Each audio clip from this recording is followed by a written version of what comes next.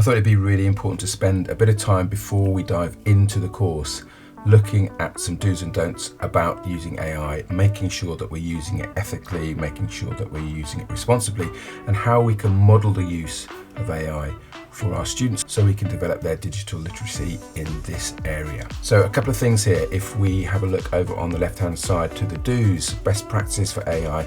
So one of the first things that we want to do is make sure that we protect student data at all times. So whenever we're using AI tools, we've got to make sure that any work that we upload is completely anonymized.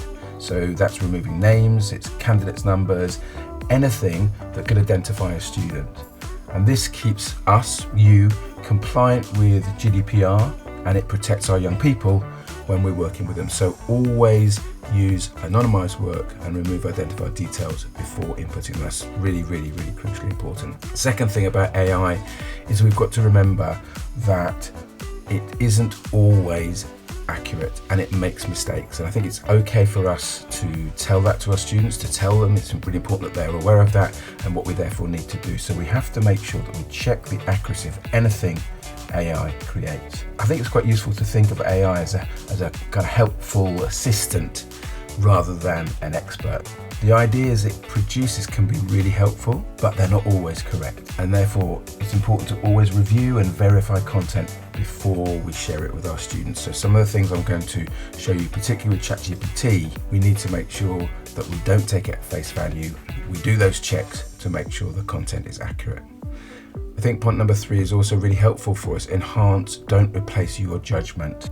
AI can help you save time and generate resources, but the educational decisions still sit with us as educators. So we bring the expertise, we bring the context and the understanding to our learners. AI is just a tool to help us to do that. And I like this here where it says you remain the subject matter expert. We mentioned it briefly already, but number 4 there, teach critical AI use and modeling good prompting and helping students question AI generated responses is super important as well. So we need to teach our students how to engage critically with AI. And I think it's useful, show them, model in the classroom, show them how to question responses, show them how to refine prompts, show them how to use AI ethically. And this, as I mentioned previously, will build digital literacy and it will support academic integrity, which of course is what we all want. And we know that's one of the biggest issues with the use of AI. And number 5 is, I think it's really useful to keep a clear audit trail. And what I mean by that is keeping a record of how you've used AI. It could be notes in your planning, it could be saved prompts, it could be short reflections. And I think having a record strengthens transparency and it strengthens professional accountability as well. Over to some of the don'ts over here. Point number 1 is similar to the protect student data there.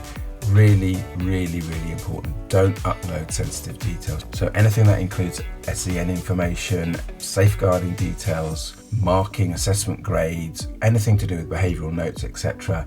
And the reality is we don't know exactly where this information is going. So public AI models like ChatGPT process data in ways that might not meet UK data protection expectations. And so important to be mindful of that.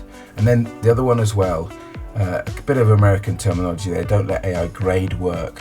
You'll see that I talk in the ChatGPT section about feedback and marking.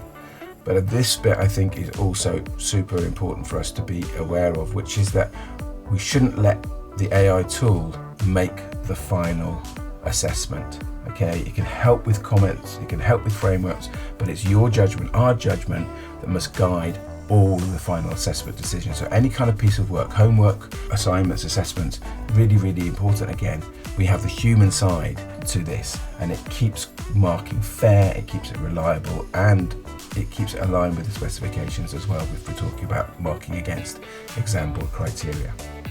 Third one, don't assume AI is unbiased. AI is biased, and that's something which I think we all know, but it can be easy to overlook that, especially if you're in a hurry. So don't assume AI is free from bias. All systems are trained on large data sets and it can reflect stereotypes and inaccuracies. So always sense check what it produces, particularly around topics involving people, roles and performance. And that obviously applies to us in the PE and the sport realm.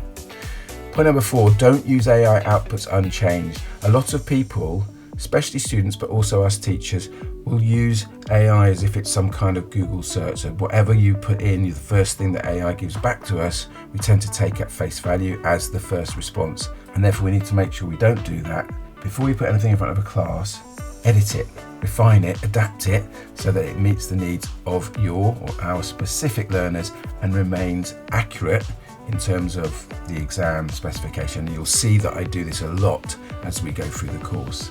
And lastly, don't treat AI as a quick fix without thinking it through. So effective use of AI requires reflection and, very importantly, alignment with your school's policy and safeguarding expectations as well. So the goal isn't to cut corners, it's to improve learning and efficiency. So effective use requires professional reflection, not just a shortcut for workloads.